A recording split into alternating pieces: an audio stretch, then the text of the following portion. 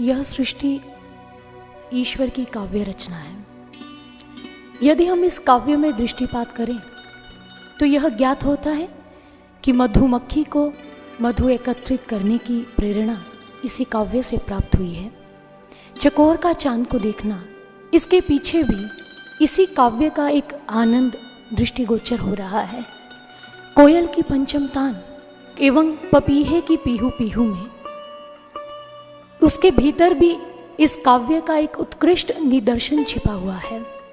इस काव्य के राग से समस्त संसार रंजित हो रहा है। पत्तों का वृक्षों पर हिलना और पृथ्वी का प्रत्येक पदार्थ को अपने केंद्र की ओर आकर्षित करना, खींच लेना, इससे यह सिद्ध होता है कि यह ब्रह्मांड का अणु अणु, उसके भीतर वह ईश्वरीय सत्ता ही कार्यरत है। इसीलिए यजुर्वेद में कहा गया, यस ये में हिमवंतो महित्वा यस्य समुद्रं रसया साहु यस येमा दिशा यस्य बाहु कस्मै देवाय हविषा विधेम। इसका अर्थ यह कि हिम से ढके हुए पहाड़ जिसकी महिमा का गुणगान कर रहे हैं, समुद्र अपनी सहायक नदियों के द्वारा जिसकी महिमा को सुना रहा है, और इतना ही नहीं, यह सारी दिशाएं जिसकी बाजुओं के सदृश हैं, उस आनंद कन प्रभु को मेरा नमस्कार है। और यदि हम इस प्रकृति में देखें तो हम पाएंगे ये सूर्य, चांद, ये सितारे और ये समस्त पदार्थ उस ईश्वर की सर्वव्यापकता के साक्षी हैं। और जब उषा की लालिमा चहुंदिक छा जाती है तो भिन्न भिन्न पक्षी विविध कलरवों से उसी की महिमा के गान गाते हैं। एक विहंग, एक भृंग, एक उसी ईश्वर का मंगल गान हमें सुना रहे हैं।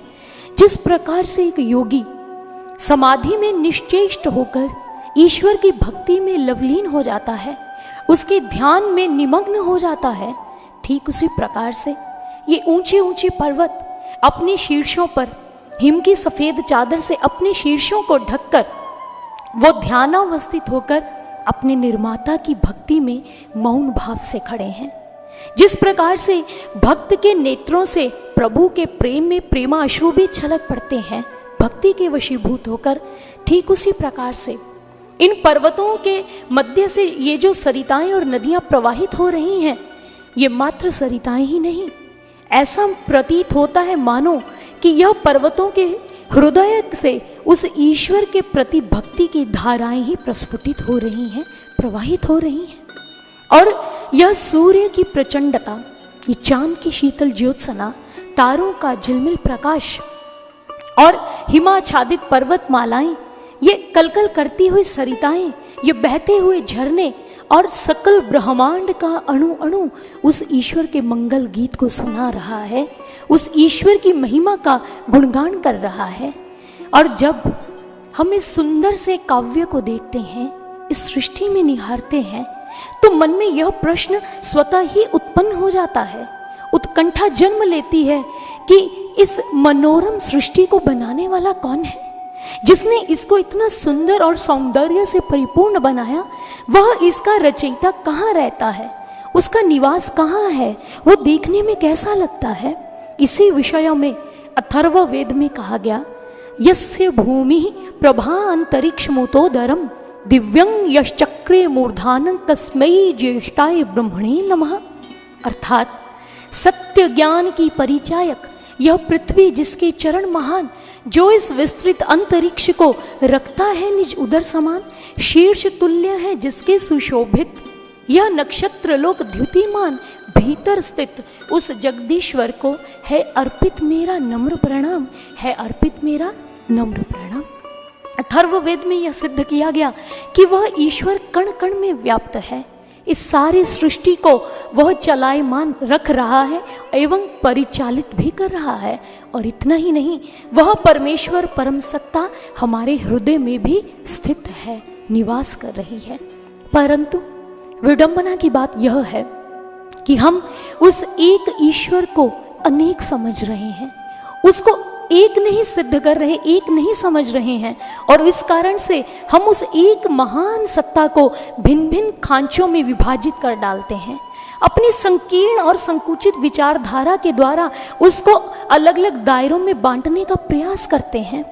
कोई यह कहता है कि यह मेरे मत का अधिष्ठाता है इसलिए यह श्रेष्ठ है, कोई कहता है कि ये तेरे मत का अधिष्ठाता है इसलिए निम्न है। जब ऐसी आधारहीन दुर्भावनाएं समाज में सिर उठाती हैं तो क्या होता है? परस्पर टकराव, झगड़ा, वैमनस्य, हिंसा, द्वेष और विवाद, इसके अतिरिक्त कुछ भी नहीं। ऐसा एक बार बनारस की भूमि पर हुआ। विवेकानंद जी बनारस में थे। उन्होंने देखा कि शैव मत और वैष्णव मत के अनुयायियों के मध्य में एक विवाद छिड़ गया है। शैव मत के अनुयायी यह कह रहे हैं कि विषपान करने वाले नीलकंठ हमारे भगवान शिव, देवों के देव, महादेव हैं, वही श्रेष्ठ है। लेकिन वैष्णव मत के अनुयायी यह कह रहे थे उन्मुक्त कंठ से कि जी नहीं, सुदर्शन चक्रधारी, इस सृष्टि के पालन करता भगवान विष्णु ही त्रिलोकी के नाथ हैं, वही मूर्धन्य है, वही ज्येष्ठ एवं श्रेष्ठ है और कोई नहीं है। जब दोनों ओर से तर्कों की बौछारें होने लगी, अब इस विवाद ने फसाद का रूप जब वो धारण ही करने लगा तो विवेकानंद जी उनके मध्य में पहुंचे। तब उन्होंने विवाद के मूल पर कुठाराघात करता हुआ एक प्रश्न पूछा। वो प्रश्ता बन बैठे और उनसे प्रश्न किया कि हे शैव मत के अनुयायियों, यह बताओ क्या आपने भगवान शिव को अपने आंतरिक जगत में देखा है? हे वैष्णवियों, आप बताइए, क्या आपने भगवान विष्णु को, जिनको आप सृष्टि का पालन करता कह रहे हैं, जिनको आप त्रिलोकी नाथ कहकर संबोधित कर रहे हैं, क्या उनके तत्व स्वरूप का साक्षात्कार अपने आंतरिक जगत में किया है? बताइए, उत्तर दीजिए। जब दोनों ओर से उत्तर नकारात्मक आया तो विवेकानंद जी धारा प्रवाह बोलने लगे। उन्होंने कहा, जब आपने भगवान शिव और भगवान विष्णु के तत्स्वरूप का साक्षात्कार किया ही नहीं, तब आप किस आधार पर उनको एक दूसरे से श्रेष्ठ सिद्ध कर रहे हैं? मात्र कल्पना के आधार पर, मात्र अपनी संकुचित विचारधारा के आधार पर, मात्र अपने संकीर्ण दायरों के आधार पर उनको सिद्ध कर रहे हैं कि वो एक दूसरे से श्रेष्ठ हैं। यदि आप उनका तत्व से दर्शन कर लेते, उनकी अनुभूति अपने आंतरिक जगत में कर लेते, तो आप इस बात से भिज्ञ हो जाते कि वह एक दूसरे से अभिन्न है, अलग या विलग नहीं है, वो दोनों ही श्रेष्ठ हैं। और यही बात अथर्ववेद का एक विशद मंत्र प्रशस्त करता है। न द्वितीयो न तृतीयश चतुर्थो न पुच्यते, न पंचमो न षष्ठः सप्तमो न पुच्यते, न अष्टमो न नवमो दशमो न पुच्यते, स एक एव एक वृदेव एवा।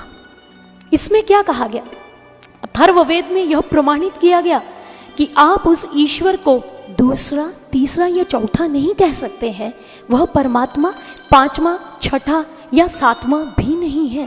वह ईश्वर आठवां, नौवां और 10वां भी नहीं है, क्योंकि वह ईश्वर तो एक है, एक है वह ईश्वर।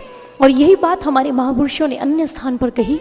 एकं सद विप्रा बहुधा वदन्ते अग्निं यमं मातृश्वान माहु, इंद्रं मित्रं वरुणं अग्निं माहुर्यो दिव्या स सुपर्णो गुरुत्मान। इसमें यह कहा गया कि वह ईश्वर एक है और विद्वान लोग उसको नाना प्रकार के नामों से संबोधित करते हैं। जिस प्रकार से कोई उसे यम, अग्नि, वरुण, इंद्र, मातृश्वा, वायु, सुपर्ण या अन्य नामों से संबोधित करता है, लेकिन ये विभिन्न नाम उस एक ही दिव्य सत्ता के हैं। वह ईश्वर एक है।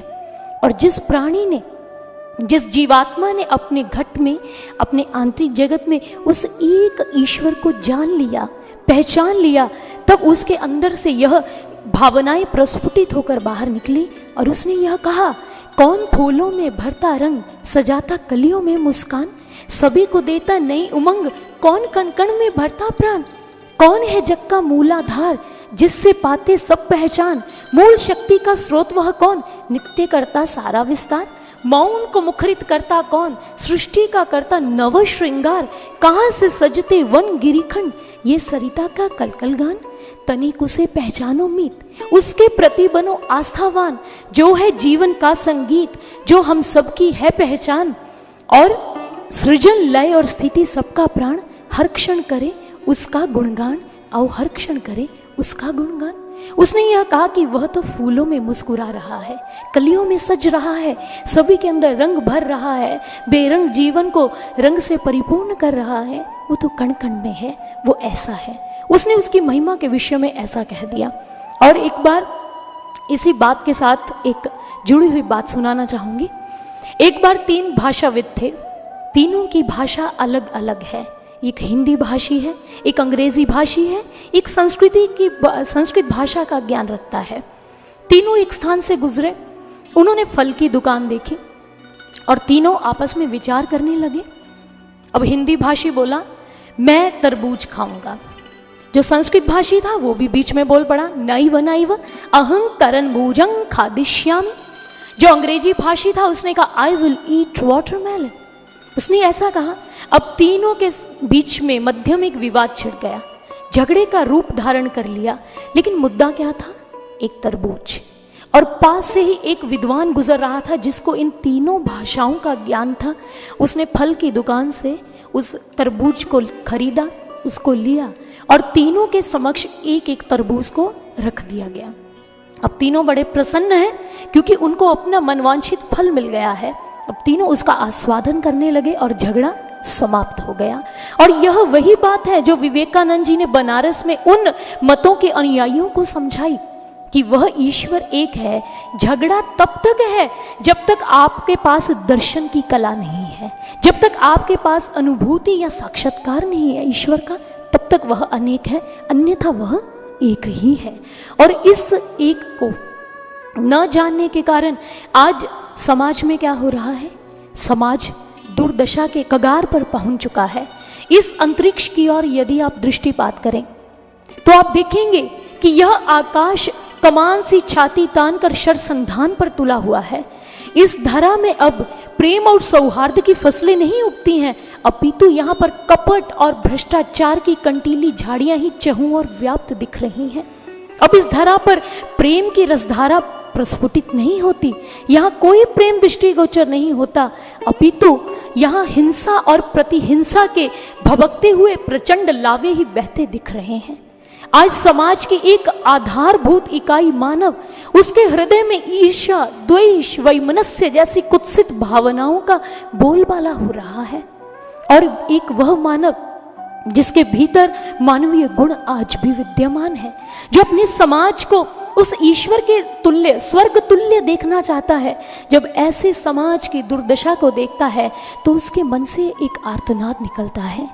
वो यही कह उठता है कि हर एक चेहरे पर अजीब सी तपन देखता हूँ, रूह लापता है, चलता फिरता कफन देखता हूँ, गम ना होता कि तरस जाता वीरानियों में, कि इंसान की बस्ती में इंसान का सपन देखता हूँ।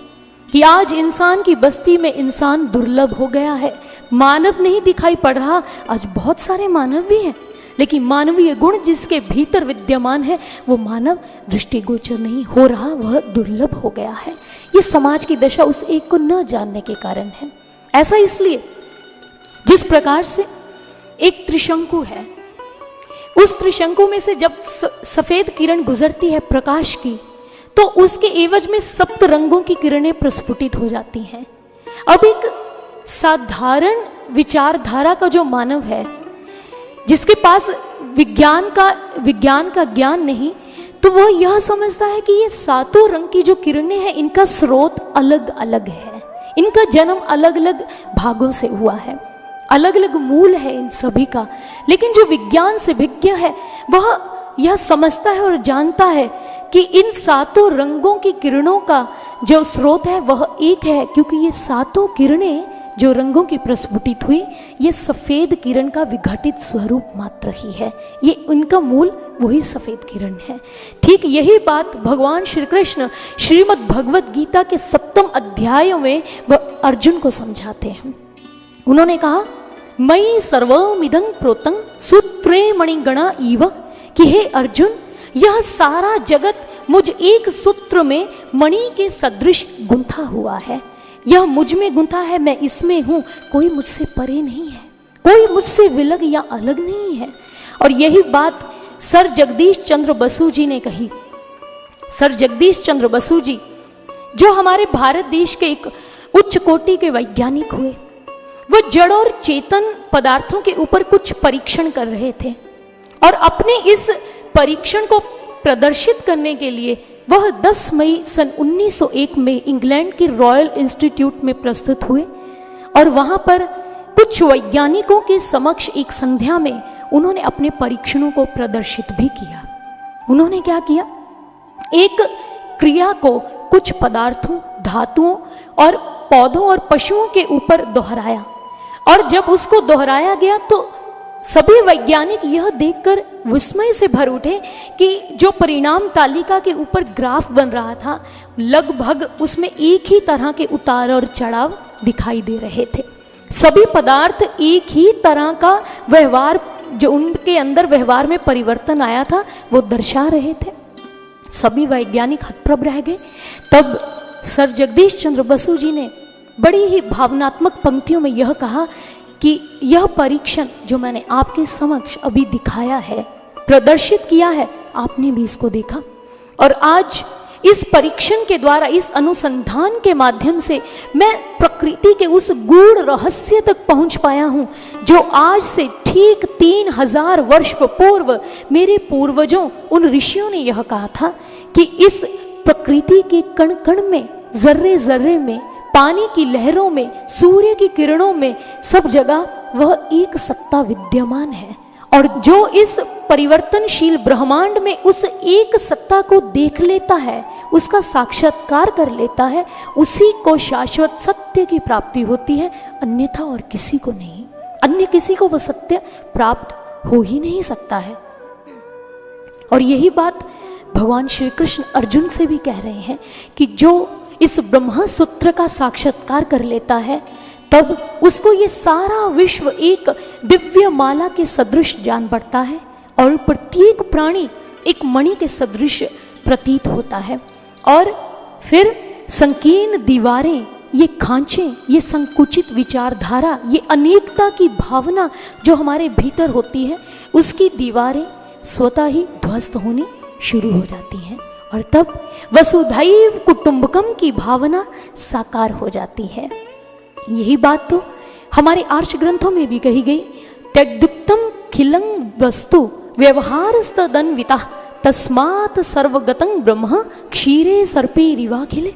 उसमें यह कहा गया कि इस प्रकृति के कण कण में, इस सृष्टि के कण कण में वह ब्रह्म व्याप्त है और ये सारी चेष्टाएं जो हम कर रहे हैं, जो प्रकृति के द्वारा हो रही हैं, उस एक ब्रह्म के द्वारा ही संभावित हो पा रही हैं। वह ब्रह्म इस सृष्टि में इस प्रकार से व्याप्त है जैसे दूध के भीतर माखन स्थित हुआ करता है। जिस तरह से दूध में माखन रचा बसा है, फूलों में सुगंधी है, तिलों में तेल है, वो ईश्वर ऐसे ही सृष्टि के कण कण में व्याप्त है, हम सभी के भीतर है। परंतु हमारे इन आर्ष ग्रंथों की बातों को कुछ बुद्धिजीवी वर्ग के लोग नकारते हैं।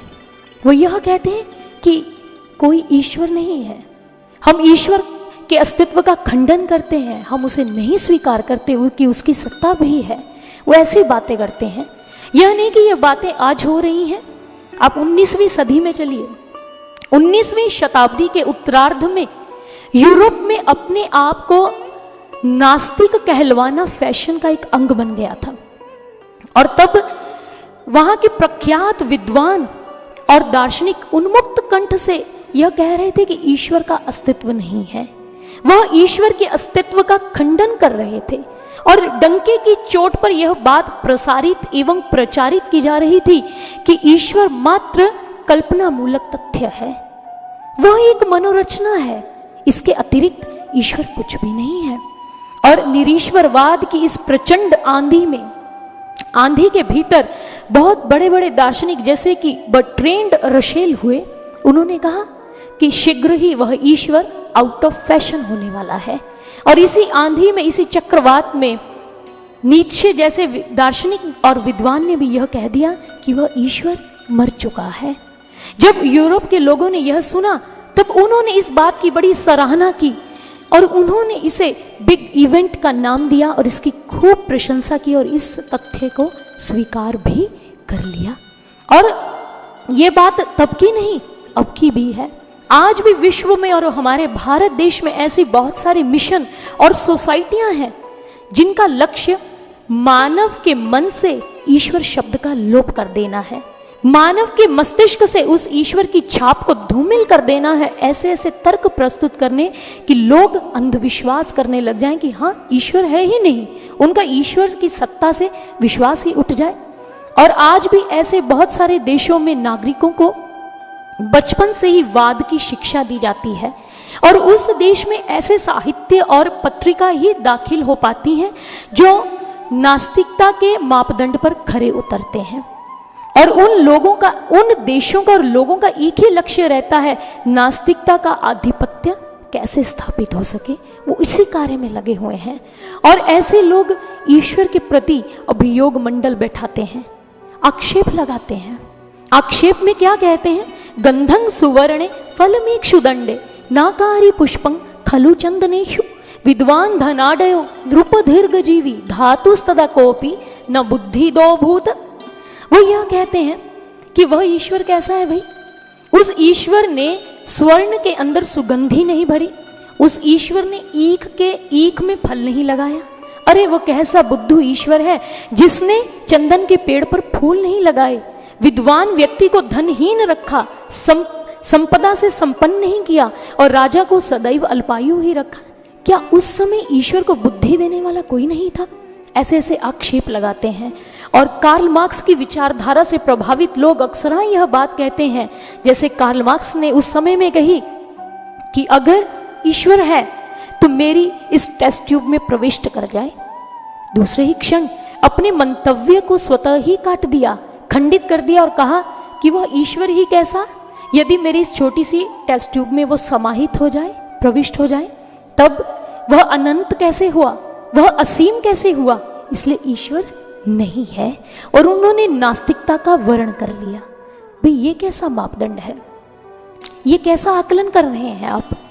वह जो अतीन्द्रिय है, बुद्धि गम्य नहीं है, इंद्रियों की पहुंच से बड़ा परे है, उसको आप बुद्धि के द्वारा प्राप्त करने जा रहे हैं। वो बुद्धि का विषय है ही नहीं।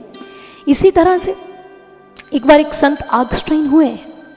संत आगस्टाइन जी जो समुद्र के तट पर टहल रहे थे, सैर कर रहे थे, उन्होंने देखा कि समुद्र के किनारे एक छोटा सा बालक बैठा है जिसके हाथ में एक लोटा पकड़ा है और वो जोर जोर से विलाप कर रहा है, रो रहा है। संत आगस्टीन जी उस बालक के पास गए, उसके सिर पर बड़े प्यार से हाथ फेरा और पूछा कि बेटा तुम्हारी क्या समस्या है, किस कारण से तुम विलाप कर रहे हो, मुझे बताओ।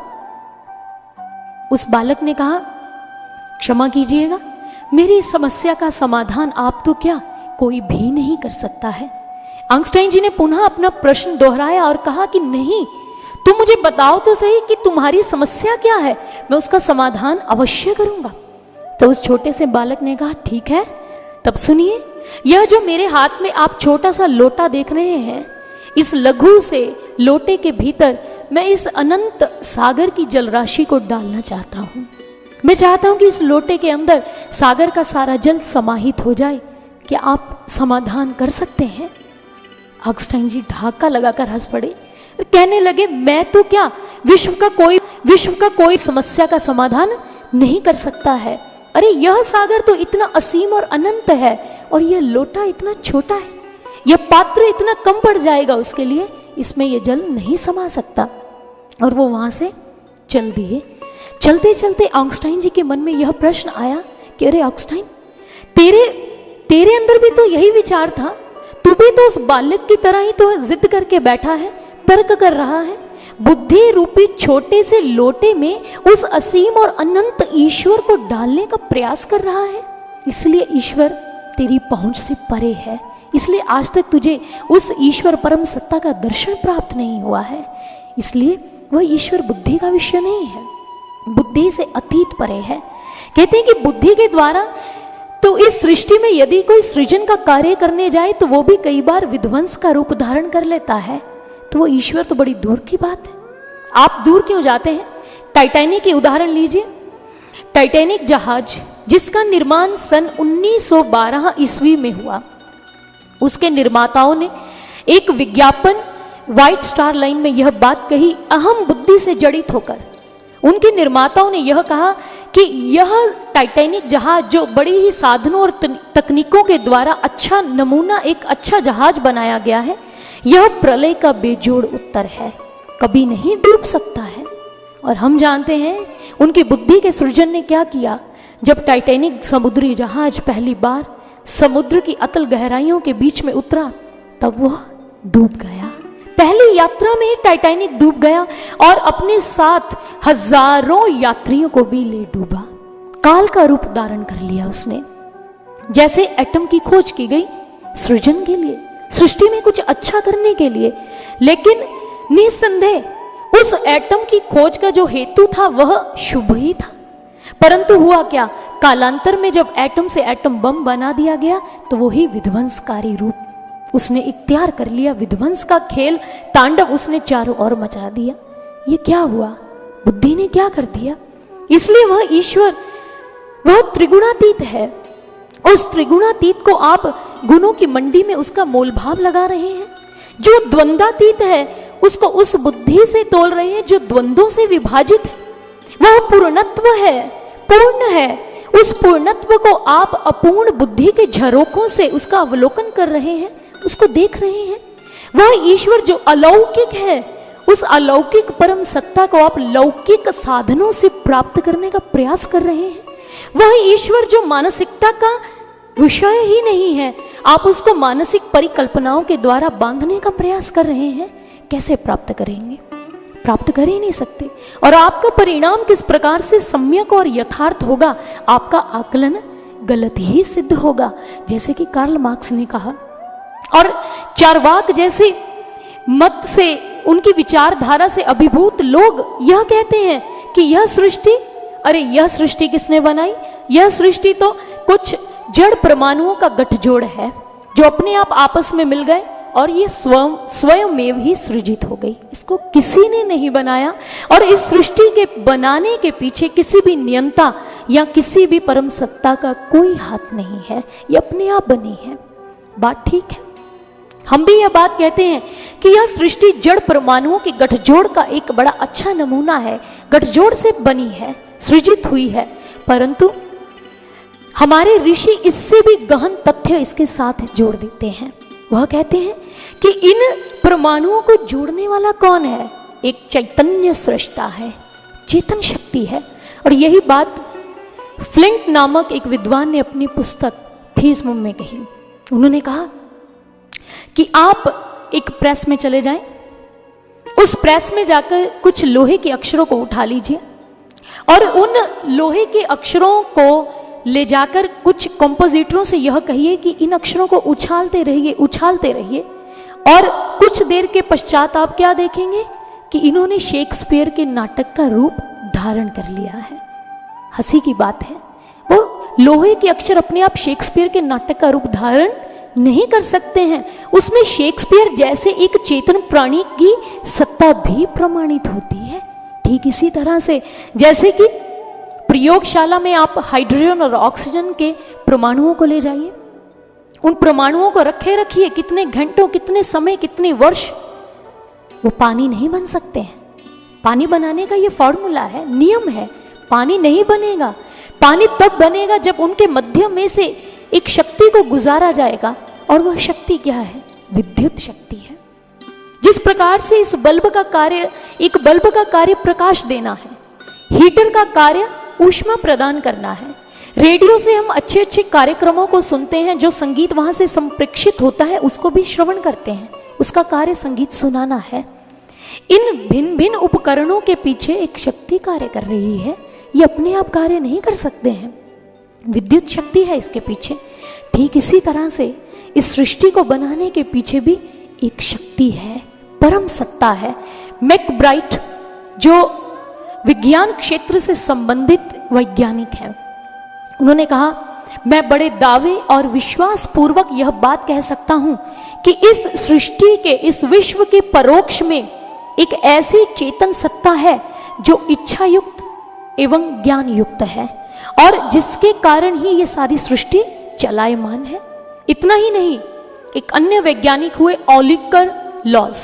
ओलिंकर लॉज यह बात कहते हैं कि यह सृष्टि कुछ एक आकस्मिक घटना का स्वरूप मात्र नहीं है, इस सृष्टि को एक सुनियोजित विधान चला रहा है, कोई विधान, एक नियम है जो इसके पीछे कार्य कर रहा है। उन्होंने भी ऐसा कहा। चलिए आप देखिए इस ब्रह्मांड की ओर। इस ब्रह्मांड में बड़े अच्छे अच्छे ग्रह, नक्षत्र, उपग्रह हैं, वह अपनी धुरी में, अपनी परिधि में परिभ्रमण कर रहे हैं। एक दूसरे की कक्षा में कोई हस्तक्षेप नहीं करता, ना एक दूसरे के साथ किसी का टकराव या टक्कर हो रही है, सभी अपनी अपनी परिधि में बड़े अच्छे ढंग से घूम रहे हैं। इसके पीछे कौन है? एक नियम कार्य कर रहा है, एक सत्ता कार्यरत है। और आप देखें एक अणु है, उस अणु के मध्य में जो परमाणु, जो माफ कीजिए, जो इलेक्ट्रॉन होता है, एक अणु के बीच में एक इलेक्ट्रॉन जो है वह भी अपनी नियमित की गई सीमा रेखा में ही घूमता है, वो पथभ्रष्ट नहीं होता, कहीं इधर उधर नहीं भागता है। कौन सी व्यवस्था इसके पीछे कार्य कर रही है जो उसको समझा रही है कि अपनी नियमित सीमा रेखा में ही कार्य करना है, वहीं पर तुमने परिभ्रमण करना और घूमना है। आप देखिए जलवायु परिवर्तन, ऋतुओं का परिवर्तन, सर्दी के बाद गर्मी का आना, पतझड़ के बाद बसंत का आना जिसमें हम बड़े प्रसन्न होते हैं, अंधकार के बाद प्रकाश की परिणति है। ऋतुओं में परिवर्तन किसने कर दिया? एक व्यवस्थापिका है जो इस व्यवस्था को चलायमान रखे हुए है, इसको परिचालित कर रही है। और इसके अतिरिक्त हम श्वास लेते हैं, हम श्वास लेते हैं तो प्राणी जगत को श्वास लेने के लिए ऑक्सीजन गैस की आवश्यकता पड़ती है, और हम ऑक्सीजन लेने के उपरांत कार्बन डाइऑक्साइड गैस को बाहर छोड़ देते हैं। जब ये बाहर निकलती है तो कहाँ जाती है? वनस्पति जगत के पास पहुंचती है, और वनस्पति जगत से ऑक्सीजन गैस प्राणी जगत के पास आती है। प्राणी जगत और वनस्पति जगत के मध्यम में एक संतुलन है। इस संतुलन को किसने बनाया? क्या अपने आप बन गया? बिल्कुल नहीं, एक परम सत्ता, एक शक्ति के द्वारा ही ये कार्यरत है, यह नियमबद्ध हो रहा है। आप देखें, आप एक बीज को बोते हैं, बीज से अंकुर बन जाता है, अंकुर से पौधा बनता है, पौधे से पुष्प बन जाता है, और पुष्प पर वह पुष्प जो है वो फल में परिणत हो जाता है, रूपांतरित हो जाता है। तो इस विकास की प्रक्रिया में कौन कार्य कर रहा है, कौन हस्तक्षेप कर रहा है? वह परम सत्ता ही तो है। इसलिए यह सृष्टि अपने आप सृजित नहीं हुई, यह इतनी सुंदर और मनोरम सृष्टि उसका अस्तित्व उस परम सत्ता के कारण है, उस ईश्वर के कारण है। और यह ब्रह्मांडीय ग्रह नक्षत्र, इनके भीतर की जो नियमितता है, जो इनके भीतर की क्रमबद्धता है, वह अपने आप कायम नहीं हुई, उसको भी कायम किया उस परम सत्ता ने। इसलिए इन 10 दिशाओं में, इंद्रधनुष की सतरंगी छटा में, सूर्य की किरणों में, पानी की लहरों में, जल थल में, सब जगह वह परम सत्ता कार्य कर रही है। तो आइए इन्हीं भावों को एक भजन के माध्यम से श्रवण करते हैं। हर दिशा के कण कण में तू है, ये धरा रे अंबर में तू है।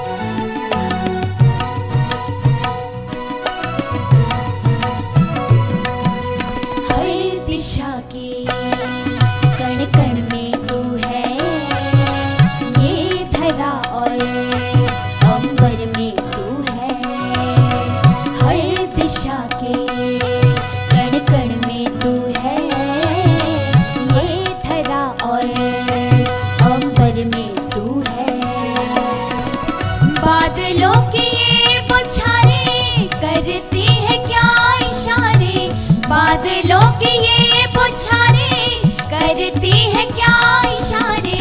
सारा ये जहां है प्रभु तेरी माया, के, कण कण में तू है, ये धरा और अंबर में तू है।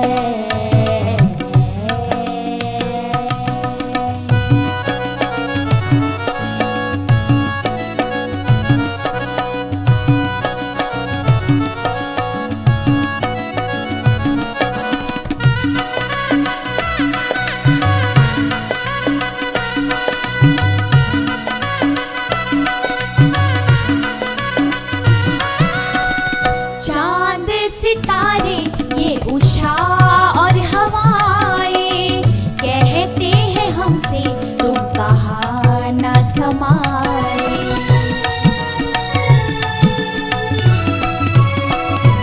ओ चांद सितारे ये उषा और हवाएं कहते हैं हमसे तुम कहाँ ना समाए। फूलों का हंसना प्रभु याद दिलाए, कोयल का गाना बड़ा मन को भाए। सारा ये जहां है प्रभु तेरी माया, हर दिशा के कण कण में तू है, ये धरा और अंबर में तू है।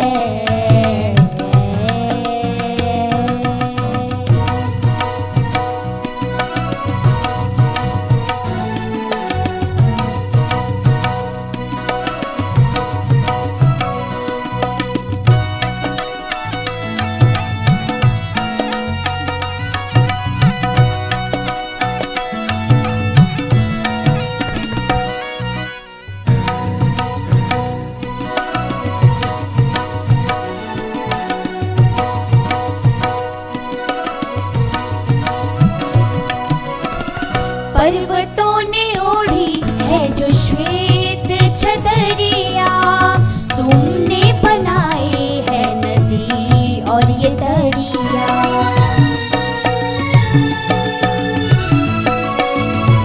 हो पर्वतों ने ओढ़ी है जो श्वेत छतरिया, तुमने बनाए है नदी और ये दरिया।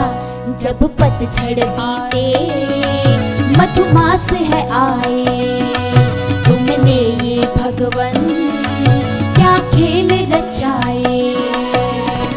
सारा ये जहां है प्रभु तेरी माया, हर दिशा में कण कण में तू है, ये धरा और अंबर में तू है।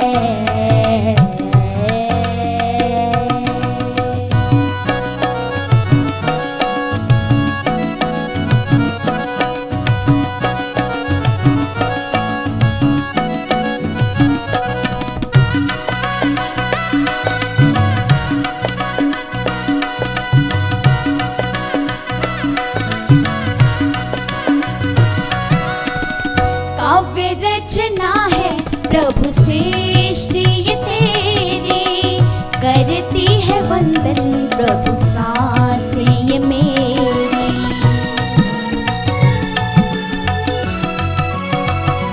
ओ काव्य रचना है प्रभु श्रेष्ठ ये तेरी, करती है वंदन प्रभु सांस ये मेरी।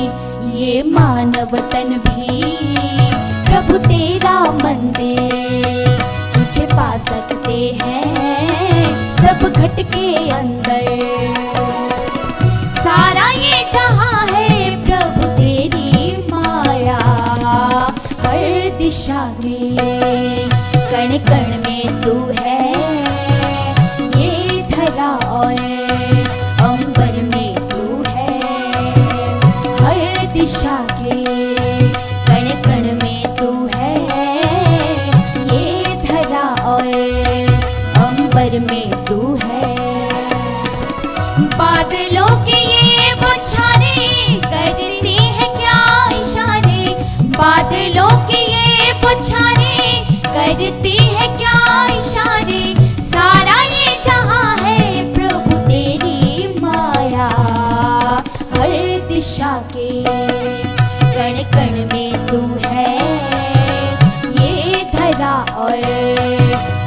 अंबर में तू है, हर दिशा के कण कण में तू है, ये धरा और अंबर में तू है, ये धरा और अंबर में तू है, ये धरा और अंबर में तू है, ये धरा और अंबर में तू है, ये धरा और अंबर में तू है, ये धरा और अंबर में तू है, ये धरा और अंबर में तू है।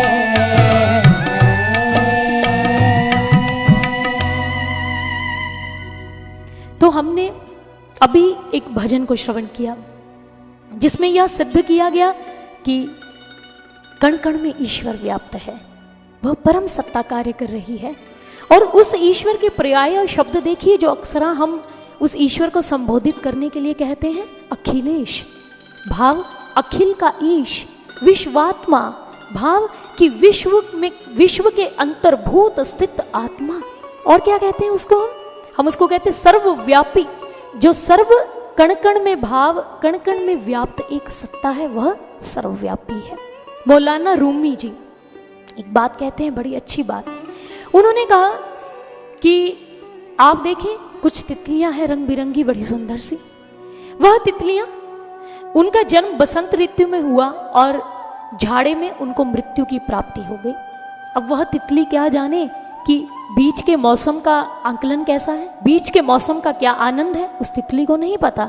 उस तितली को यह नहीं पता कि बाग या वाटिका के भीतर क्या परिस्थितियां उत्पन्न हो चुकी हैं, उसका ज्ञान अधूरा है। ठीक इसी प्रकार से आज ईश्वर के ऊपर जो आक्षेप लग रहे हैं, ज्ञान अधूरे के कारण ही लग रहे हैं, ज्ञान परिपक्व नहीं है। और अभानक और चार्वाक जैसे विचारक यही कहते हैं, ईश्वर कोरी कल्पना है, मूर्खों का भ्रम है, इसके अतिरिक्त कुछ नहीं। जब उसका अस्तित्व नहीं, हम उसे क्यों माने?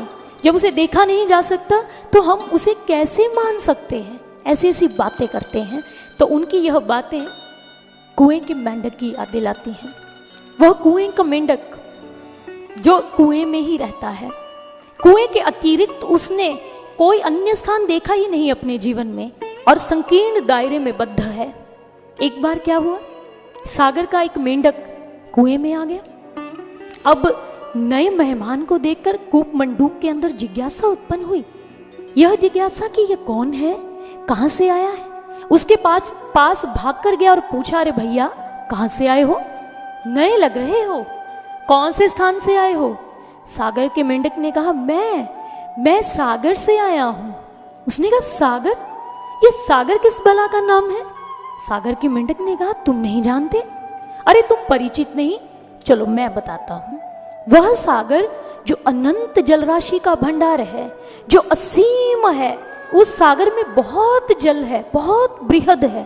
तो अच्छा, कुएं के मेंढक के भीतर विस्मय कौन था?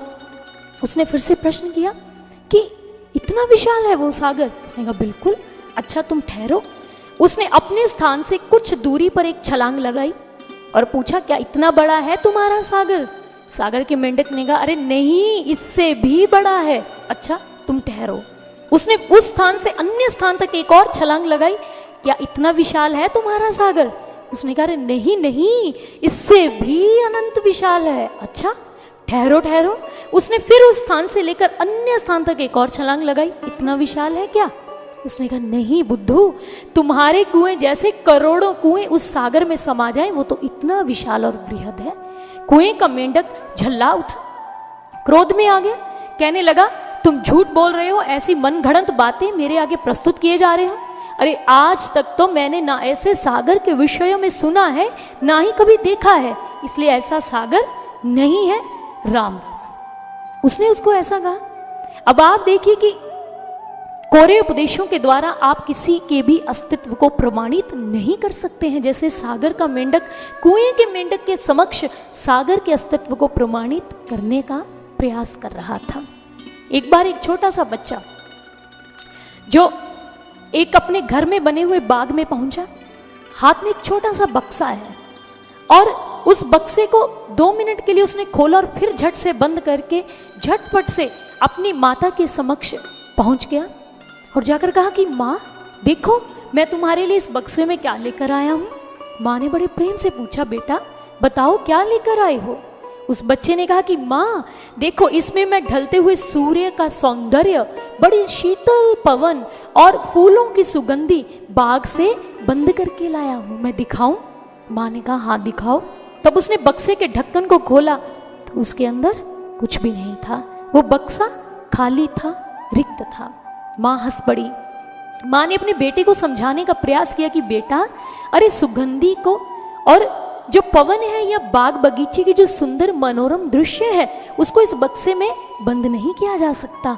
यदि उसको देखना है, परखना है तो मुझे स्वयं उस वाटिका के मध्य में जाना पड़ेगा, उसके भीतर जाना ही पड़ेगा, मुझे अपनी आंखों से देखना पड़ेगा। और यही बात ईश्वर के संबंध में, अध्यात्म के परिवेश में भी लागू होती है, क्रियान्वित होती है कि वह ईश्वर संकीर्ण विचारों का, ये शब्द जाल का विषय नहीं है, वो शब्दों का विषय नहीं, उसको शब्दों की दीवारों में आप बद्ध नहीं कर सकते हैं। इसीलिए विवेक चूड़ामणि में आदि शंकराचार्य जी कहते हैं शब्द जालं महारण्यं चित्त भ्रमण कारणम। वह कहते हैं कि शब्द का जाल एक महाअरण्य है जिसमें आपका चित्त भ्रमित हो सकता है, आप उसमें उलझ सकते हैं, आपकी मुश्किलें सुलझेंगी नहीं, उलझ जाएंगी। और यही बात कि वह जो ईश्वर है वो शब्दों का विषय नहीं है, वह अनुभूति का विषय है। जो शब्द है वह तो जिज्ञासा उत्पन्न करने के लिए बोले जाते हैं, उनका प्रयोग जो है वो जिज्ञासा को बढ़ाने के लिए किया जाता है।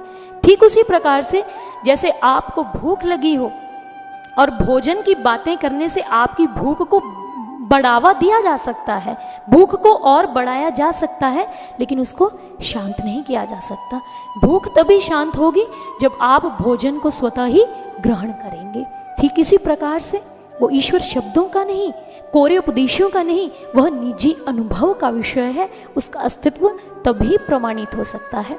स्वामी राम तीर्थ जी ने एक बार कहा, कौन कहता है कि ईश्वर का अनुभव संभव नहीं है, उसका दर्शन नहीं किया जा सकता। अरे उसको पकड़कर राम के पास लेकर आओ और उसको ईश्वर का दर्शन अवश्य करवाया जाएगा। उन्होंने ऐसा दावा किया। इसलिए हमारे महापुरुषों ने भी यह बात कही। महोपनिषद के ऋषियों ने कहा, सर्वज्ञं सच्चिदानंदं ज्ञान चक्षुर निरीक्षिते अज्ञान चक्षुर नेक्षते भासवंतम भानु मंधवत। वह कहते हैं कि वह कण कण में व्याप्त ईश्वर जो है उसको आप देख सकते हैं, लेकिन एक ज्ञान चक्षु की आवश्यकता है। अगर ज्ञान चक्षु नहीं तो आपकी दशा वैसी है जैसे एक नेत्रहीन व्यक्ति उस प्रकाशवान सूर्य का दर्शन नहीं कर सकता है। इसलिए जहाँ दृष्टि है वहाँ दर्शन है, जहाँ दर्शन है वहाँ अस्तित्व स्वतः ही प्रमाणित हो जाता है। प्रत्यक्षं किम प्रमाणम, प्रत्यक्ष को प्रमाण की आवश्यकता नहीं रहती। फिर वहाँ पर क्या होता है, वहाँ यह जो मतांतर है, वाद विवाद है, ईश्वर के प्रति जो ऐसे नकारात्मक विचारधाराएं दी जाती हैं वो स्वतः ही अस्तित्वहीन हो जाती हैं। फिर वह ईश्वर एक भ्रामक तत्व नहीं रहता, वह ईश्वर एक परम सत्य बनकर आपके जीवन में, हमारे जीवन में अधिष्ठित हो जाता है। उसको हम देख लेते हैं जब। और इसीलिए आध्यात्मिक नेत्रहीनता के कारण अज्ञेयवाद और नास्तिकवाद जैसे मतों का अस्तित्व सामने आया, इसके अतिरिक्त कुछ भी नहीं है। और इसीलिए हमारे उपदेष्टाओं ने यह बात कही, पार ब्रह्म के तेज को कहो कैसो हो अनुमान, कहिबे को शोभा नहीं देखा ही परमान। उसे देखना ही उसकी प्रमाणिकता है। संत कबीर जी ने कहा सुनी की बात नहीं, देखा देखी की बात, दुल्हा दुल्हन मिल गए फीकी भई बारात। और महात्मा बुद्ध जी ने यह उद्घोष किया कि मैंने उस बोधि सत्व का साक्षात्कार कर लिया है, मैंने उसको प्राप्त किया है। वेदों की ओर चले, वहां पर यह बात कही गई, वेदाह मैतंग पुरखंग महांतम आदित्य वर्णंग तमसा परस्तात, कि वह ईश्वर जो प्रकाश स्वरूप हमारे आंतरिक जगत में स्थित है उसको हमने देख लिया, उसको हमने जान लिया है। और इसलिए उस ईश्वर को आप देख सकते हैं ज्ञान चक्षु के द्वारा, अगर आपके पास वो दिव्य दृष्टि, तीसरा नेत्र है। और ज्ञान चक्षु के उन्मीलन के लिए एक गुरु की कृपा अपरिहार्य है, उसकी कृपा का होना नितांत अनिवार्य है। और उसके लिए हमारे महापुरुषों ने इसका भी समाधान दिया और गुरु की परख बताई, कसौटी बताई। अंतःस्थ सच्चिदानंदं साक्षात्कारं सुसाध्यैत यो असावैव गुरः प्रोक्तः परो नाम धरः स्मृतः। उसमें कहा गया कि जो अंतःकरण में स्थित सच्चिदानंद परमेश्वर है, उसका जो दर्शन करवा दे, ऐसे गुरु को नमस्कार है। अब गुरु गीता की ओर बढ़े। श्री गुरु गीता के भीतर भगवान शिव माँ पार्वती को यह बात कहते हैं कि हे पार्वती, इस विश्व में गुरुओं की 7 श्रेणियां हैं, परंतु उस श्रेणी में जो उच्च कोटि के गुरु हैं वह परम गुरु है। अब ये 7 श्रेणियां कौन सी कही उन्होंने? सूचक, वाचक, बोधक, निषिद्ध, विहित, कारणाख्य और अंत में परम गुरु। अब ये सूचक श्रेणी के गुरु कौन है? सूचक श्रेणी के गुरु वह है जो लौकिक शास्त्रों का अभ्यास करते हैं। वाचक श्रेणी के गुरु ऐसे हैं जो मात्र वर्ण और आश्रम के अनुरूप ही विद्या का प्रसार करते हैं। और बोधक जो मात्र पंचाक्षरी आदि मंत्रों का ही उपदेश देने वाले हैं। निषिद्ध जो वशीकरण आदि महामंत्रों का उपदेश करते हैं। और इसके अतिरिक्त विहित जो यह बताते हैं कि यह संसार दुखों का घर है, अनित्य है, ऐसा वैराग्य का मार्ग बताने वाले हैं। और अंत में आते कारणाख्य भाव की जो तत्वमसि जैसे महावाक्यों का उपदेश करते हैं। और 7वीं श्रेणी उस गुरु की है जिसे भगवान शिव ने परम गुरु कहा। और इसके विषय में उन्होंने एक श्लोक उच्चारण किया कि हे पार्वती, जलानांग सागरो राजा यथा भवती पार्वती गुरुणांग तत्र सर्वेषां राजायंग परमो गुरु। उन्होंने कहा कि जिस प्रकार से सभी जलाशयों में सागर राजा होता है, सागर को राजा कहा जाता है सभी नदियों का, तालाबों का, ठीक उसी प्रकार से सभी गुरुओं के मध्य में परम गुरु राजा है, श्रेष्ठ है। अब प्रश्न उत्पन्न होना चाहिए, भगवान शिव परम गुरु की बात कर रहे हैं, यह परम गुरु कौन है? परम गुरु के विषय में भी उन्होंने समाधान दिया। अखंडैक रसं ब्रह्म नित्य मुक्तम निरामयम स्वस्मिन् संदर्शितं येन स भवेद्यस्य देशिकः। वह कहते हैं कि जो ईश्वर अखंड, नित्य, एक मुक्त, एक रस है और उस ब्रह्मा को जो हमारे हृदय में प्रकट कर दे, प्रतिपादित कर दे, वह गुरु परम गुरु है। इसलिए हमारी औपनिषदिक जो निधि है वो ऐसी उदाहरणों से आकंठ अटी हुई है, जिसके भीतर स्वामी विवेकानंद जैसे महापुरुषों की उदाहरणें हैं और हमारा मार्ग प्रशस्त करती है कि आप भी अपने हाथ में शास्त्र सम्मत कसौटी लेकर ऐसे परम गुरु की तलाश कीजिए, अन्वेषण कीजिए कि जो आपके घट में जो शास्त्रों का सार है उसको प्रकट कर दे, उस परम सत्ता का दर्शन करवा दे। क्योंकि समस्त शास्त्र क्यों लिखे गए? उन समस्त शास्त्रों को लिखने के पीछे एक ही उद्देश्य और प्रयोजन रहा है कि आप उस ईश्वर के अस्तित्व को देख लें। और सभी शास्त्रों का यही प्रयोजन, सर्व शास्त्र प्रयोजनं आत्मदर्शनं, कि आप उस ईश्वर का दर्शन करें, अपने घट में अंतर्मुखी बने, इस संसार से हटकर उस ईश्वर के संसार में प्रविष्ट हो जाएं, उस साम्राज्य का दर्शन कर लें। इसलिए मैं यही कहना चाहूँगी कि ईश्वर का दर्शन ही उसके अस्तित्व का प्रमाण है। इसलिए उस अस्तित्व को देखने के लिए, उसके दर्शन करने के लिए परम गुरु की शरण में जाना ही पड़ेगा। और उसके विषय में आपको पहले ही बता दिया गया है। और इसी के साथ मैं अपने विचारों को यहीं पर विराम देना चाहूँगी। तो अंत में एक जय घोष लगाएंगे। बोलिए सर्वश्री आशुतोष महाराज जी की जय, सच्चे दरबार की जय।